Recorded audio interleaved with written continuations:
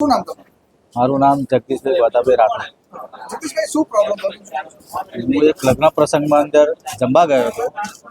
એ પછી 4 કલાક પછી મને ઝાડા, લગ્ન પ્રસંગ કામમાં હતો.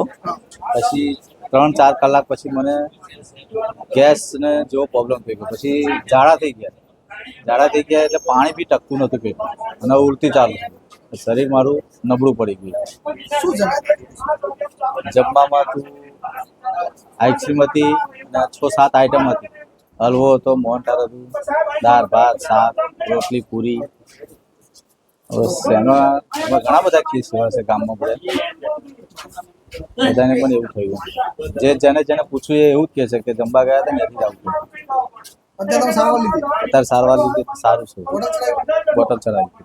મગનભાઈ અમાભાઈ, મગનભાઈ, શું થયું છે પ્રોબ્લેમ? મને પાણી નહીં ટકતું, વોમિટ થાય ને ઝાડા અને આવા ઓંકરી મારા પેટમાં. એવું શું ખાધું તમે?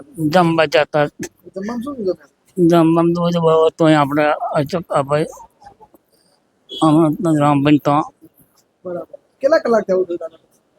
4 વાગ્યાનું થયું. 4 કલાક થયું. તારાપુર જવાનું? માં ભાઈ અહીં આવ્યા હતા બરાબર. પણ સારું ના થયું તો ફરી આવ્યા. હજી ચડાવી તો પણ નહીં આવતો તો આ બહુ દુઃખ. હા, અને પાણી ટકતું નહીં, પાણી પીવું નહીં આપી જાય.